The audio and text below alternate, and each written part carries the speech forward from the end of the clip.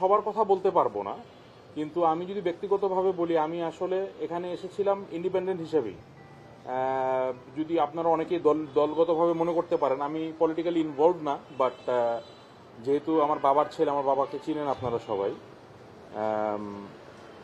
ওনার প্রেক্ষিতে অনেকে দলীয় ট্যাগটা দিয়ে ফেলে, বাট আমি ইন্ডিপেন্ডেন্টই ছিলাম। তো আমার কথাটা আমি বলি, তো প্রথম দিকে যখন 15টা ক্লাব বাতিল করা হলো, বাতিল করে আবার তাদেরকে অ্যালাউ করলো, করে নমিনেশন পেপারটা নিল, নেওয়ার পরে আবার দেখলাম বাতিল করলো, তখন I felt that there is something severely wrong. এখানে প্রপার ইলেকশন হওয়ার চান্সেস খুবই কম আমার মনে হলো।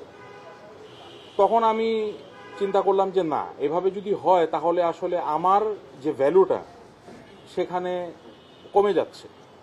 এ কারণে আমি চিন্তা করলাম যে I should withdraw myself. Furniture just smarter. JMG Furniture. অনেক কিছুই এখন এটা আপনি এখন পলিটিক্যালি চলে গেলেন, আমি বলি যেমন জাকসু নিয়ে অনেকে অনেক কথা বলে থাকে। Every election is separate. কিছু প্রেক্ষিত থাকতে পারে, কিছু কানেকশন থাকতে পারে, এটা অনেকে কানেক্ট করে, যেমন আপনি একে একে দিলে 2 হতে পারে, কানেক্ট করতেই পারে মানুষ, কিন্তু আই ডোন্ট বিলিভ যে national election will be affected by any other small election. But হ্যাঁ, কিছু তো প্রভাব পড়তেই পারে, সেটা যারা পলিটিক্যাল লিডাররা আছে অভিজ্ঞ, তারা ভালো বলতে পারবে।